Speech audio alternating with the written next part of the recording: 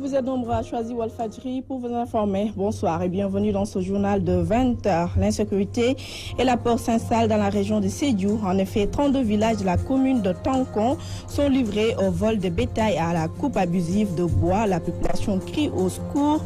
Les réactions à suivre dans ce 20h.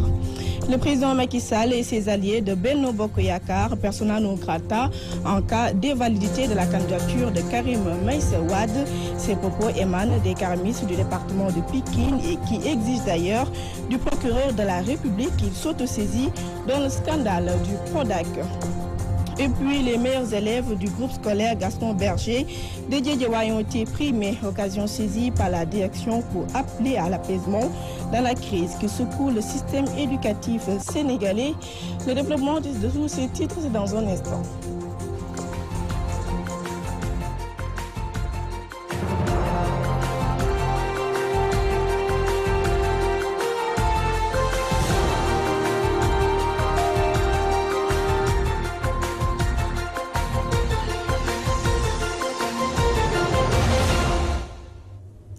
Merci de nous accueillir chez vous. Sédhiou, 32 villages situés à l'extrême nord de la commune de Tankon sont en proie à la coupe abusive.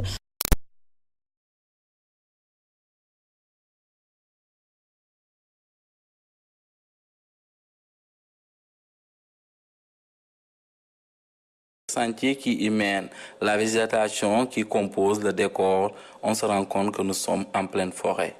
32 villages se situent à l'extrémité, dépourvus de postes de santé, encore moins d'un agent de sécurité. En plus, le vol de bétail, la coupe abusive de bois sont des activités bien pratiquées dans cette localité par des personnes non connues.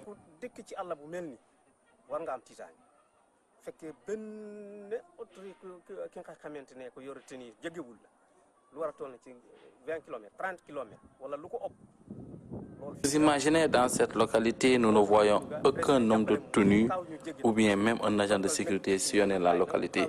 Et vous allez comprendre aisément que nous sommes dans une insécurité totale. En plus, regardez notre bois. Chaque jour que Dieu fait, c'est des personnes inconnues qui se cachent dans la forêt, qui coupent et qui l'amènent. À la longue, nous serons dans quoi?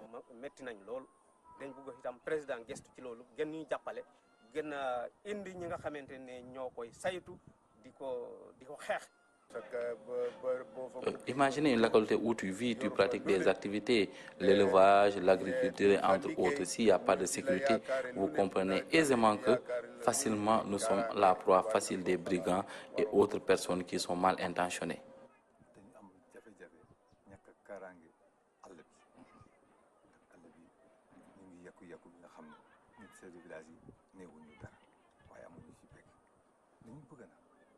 La coupe abusive de bois et encore d'autres activités qui relèvent de l'insécurité sont fréquentes dans cette localité.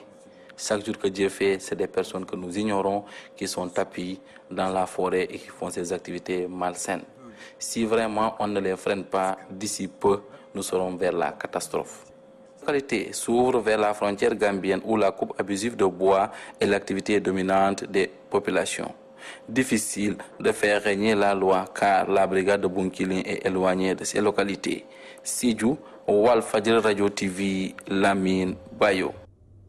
Les habitants.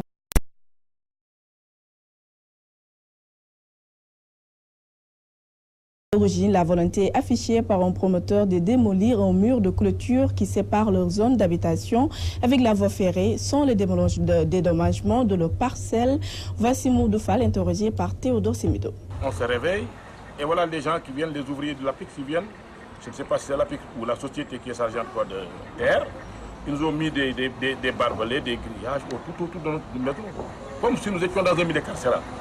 Ils ont piqué les joints. Alors, juste au niveau de nos portes, au niveau de nos garages, nous ne permettant même pas l'accès, ne permettant même pas à quelqu'un d'accéder facilement à nos villes. Ce qu'ils ont évoqué, c'est qu'il faut tomber ce mur qui nous sépare un peu des rails. Si vous faites tomber le mur, ça veut dire que vous nous mettez en face des problèmes.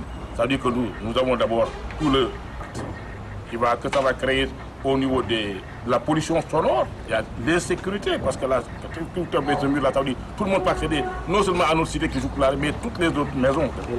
Les enfants seront exposés. non seulement aux maladies à cause de la poussière, mais aussi à l'insécurité, à ce problème. Et sans compter, maintenant, nous sommes en plein hivernage.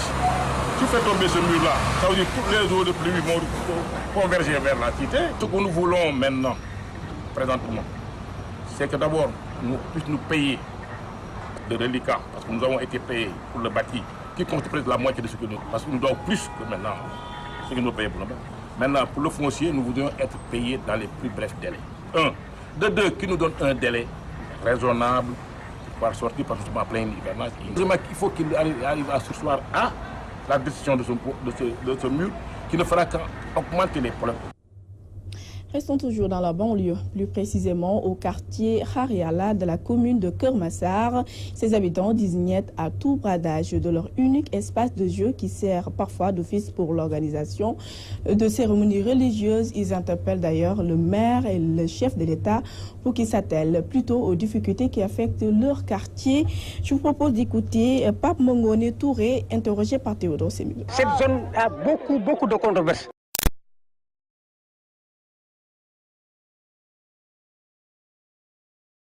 On ne va pas nous laisser compter. Il est sur le pied, n'est-ce pas, de remettre en cause la vie de ces citoyens. Et on ne va pas le laisser passer. Il est en train de barrer des mains et des pieds, n'est-ce pas, pour s'accaparer, n'est-ce pas, ou bien sûr s'approprier ces terrains qui ont été durement acquis par ces populations. Je profite de l'occasion qui nous est offerte pour lister les mots auxquels nous sommes toujours confrontés, nous, les populations de Hariala. Nous avons des problèmes d'éducation. Nous avons des problèmes d'éducation. Nous avons des problèmes de santé. Rien de mal. Ça va mal partout. Sur le plan de l'éducation, sur le plan de la santé, sur le plan de l'assainissement, sur le plan des routes. Les gosses font des kilomètres et des kilomètres pour aller à l'école. Les femmes sont toujours proies à l'insécurité. Elles sont toujours victimes des agressions. Dans la mesure où il y a une insécurité totale qui grimpe ici. Il veut vendre cette bande de terre. Ça ne va pas passer.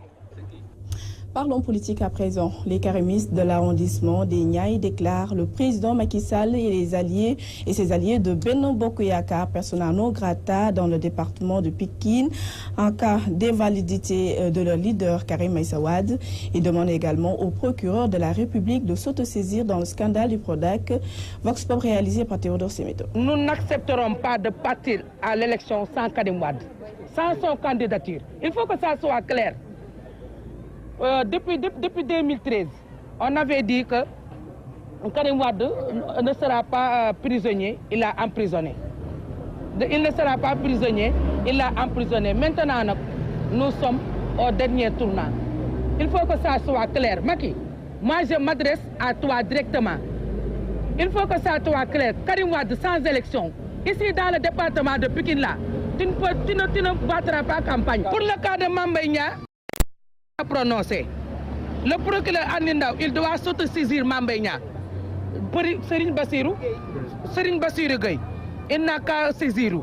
Parce que Mame Mbaye Niang a volé nos 100 milliards. Vous venez tout de suite de déclarer 26 milliards, 100 milliards. Il n'a qu'à nous les rendre. Il n'a qu'à nous rendre nos 100 milliards. Comment il avait fait avec Karim Wade? Hein? Il y a de la justice à demi-mesure. Ou bien il y a une famille à gauche et une famille à droite. C'est ça que maintenant le Sénégal, c'est ça qu'on va voir avec lui. Nous nous battrons jusqu'à la fin. Aujourd'hui, le président Macky Sall élu doit savoir que le retour de Karim Meïssa Wade, le candidat élu du peuple sénégalais, eh bien son retour est devenu une exigence nationale. Alors, qui peut développer un pays sans passer par les franges sensibles, à savoir la jeunesse et les femmes? Qu'est-ce que vous voyez derrière moi? Il n'y a que des jeunes et des femmes. Oui. Et il faut passer par cette frange-là pour développer le Sénégal. Il faut passer par cette frange-là pour élire quelqu'un. Et ce sont ces gens-là sur qui Karim Wade va s'appuyer pour être, Inch'Allah, en 2019. Nous n'avons plus grand-chose à vous dire. Il n'y a pas de plan B, il n'y a pas de plan C, il n'y a pas de plan Z.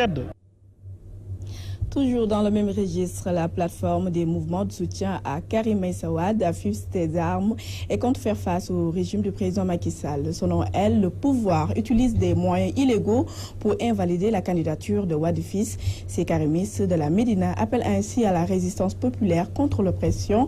Hassan Gueye a assisté à leur rencontre.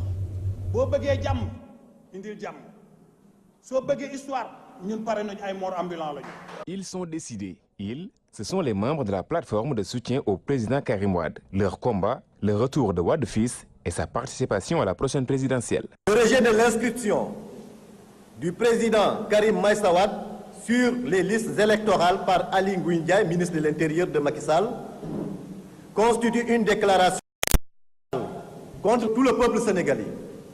Le président Karim Meïssa Wade, qui jouit de tous ses droits et qui est régulièrement inscrit sur les listes électorales, est et reste notre candidat. Déclarons avec force et détermination que nous ferons face au régime finissant de Macky Sall et que rien ni personne ne pourra l'empêcher de participer victorieusement à l'élection présidentielle du 24 février 2019. Sur le rejet de l'inscription de Karim Wade, il demande au pouvoir de revoir sa copie. Le candidat du peuple Karim Meïssa Wade s'est légalement inscrit et figure de manière définitive sur les listes électorales. Karim Wade n'est nullement concerné par l'article 31 du Code électoral concernant la déclaration du ministre de la Justice d'alors, Sidiki Kaba, par laquelle il confirmait que Karim Meïssa Wade gardait intacts ses droits civiques et politiques se basant sur l'arrêt du jugement rendu par la CREI. Parlant du retour de leur leader, ils mettent en garde le pouvoir. Mettons toujours en garde Macky Sall et son ministre de l'Intérieur. Toute tentative d'intimidation, d'arrestation, d'enlèvement ou de sabotage du retour de notre si cher président Karim Meïssa Wade au pays. bis bu jàppee Karim Wade na yaatal kaso yi mu wut cercueil yu bëri na wut cercueil yu bëri yaatal kaso yi parce que mieux Karim danañ dem prison. En vue de la présidentielle de 2019, la plateforme des mouvements de soutien au président Karim Wade affûte ses armes. Ainsi, il lance un appel à la résistance populaire contre l'oppression et donne rendez-vous le 13 juillet. Le rejet de l'inscription de Karim Wade sur les listes électorales ne laisse pas indifférent le mouvement Forza Karim Grand Yoff. Ces jeunes promesses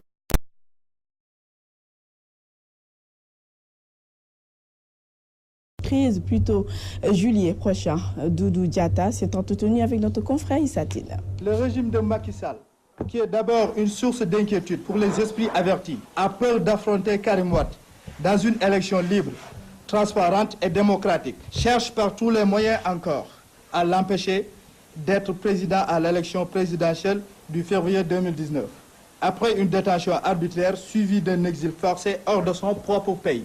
Considérant la déclaration du ministre de la Justice d'alors, Sidiki Kaba, par laquelle il confirmait que Karim Wade gardait intacts ses droits civiques et politiques, se basant sur l'arrêté du jugement rendu par la CREI, alors Karim Wade n'est nullement concerné par l'article 31 du Code électoral. Nous voulons juste dire à ce régime que sans la candidature de Karim Meïssa Wade, il n'y aura pas d'élection dans ce pays.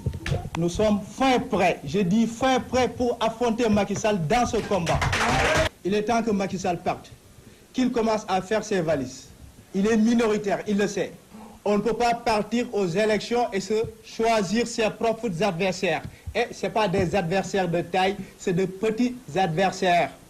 Le 13, que ça soit un jour symbolique ici au Sénégal, nous allons montrer à Macky Sall qu'il est minoritaire. Et puis, en bref, les avocats de Karim Wade étaient face à la presse. Ils ont tenu ces propos, je cite, « Aucune juridiction n'a prononcé l'inéligibilité de Karim Wade ». Précision de ces avocats qui étaient face à la presse. Ils soutiennent que leur client jouit toujours de tous ses droits civils et civiques. Nous y reviendrons plus amplement avec notre confrère Abdou Khoudos Diallo. Éducation à présent, le groupe scolaire Gaston Berger de Djedjewai a récompensé ses meilleurs élèves d'une manière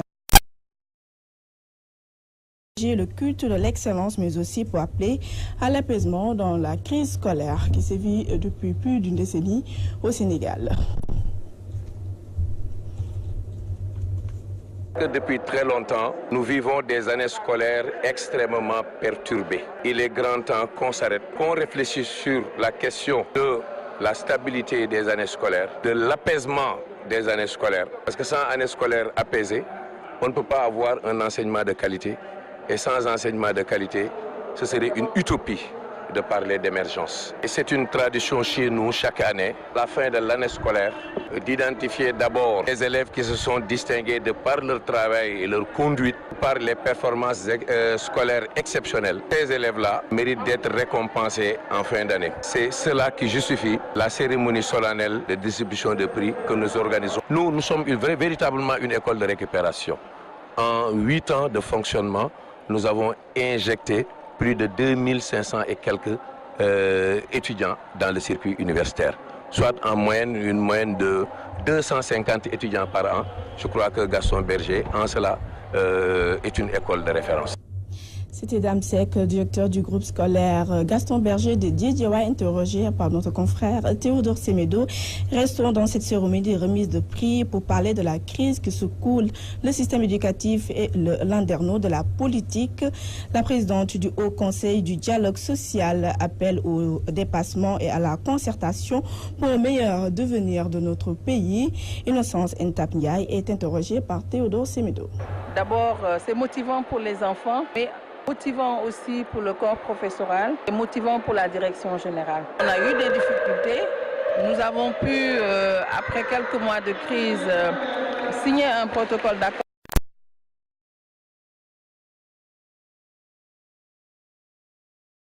Consolider justement cette paix. Nous avons noté depuis quelques jours quelques tensions et pas plus tard qu'hier, je les ai à mon tour appelés pour que nous puissions nous rencontrer en début de semaine, et ce problème a trait aux passerelles professionnelles. Donc je pense qu'il ne faut pas rompre le fil du dialogue. Le dialogue doit être permanent, il doit être constant, il doit être renforcé. Et nous, au niveau du Haut Conseil du dialogue social, je parle au nom de tous les membres du Haut Conseil, nous avons pour ambition de maintenir un dialogue permanent avec les acteurs sociaux. Parce que sans le dialogue, il y aura absolument des crises. Et c'est ça que nous voulons éviter. Mais ce qui est clair, le Sénégal a connu véritablement des avancées, que ce soit au niveau social, que ce soit au niveau politique. Le président de la République, son Excellence M. Macky Sall, vient de lancer une large concertation sur comment gérer les ressources issues de l'exploitation du pétrole et du gaz. Je pense que l'opposition aussi doit accepter la main tendue du chef de l'État. Parce que s'ils ont un projet de société, ce projet de société doit prendre en compte la paix sociale. Ils ne répondent pas, c'est peut-être parce que leurs ambitions personnelles les motivent. Et c'est la fin de ce journal de 20h que j'ai eu le plaisir de vous présenter. Restez fidèles au programme de Walfadjri. Au revoir et bonne soirée.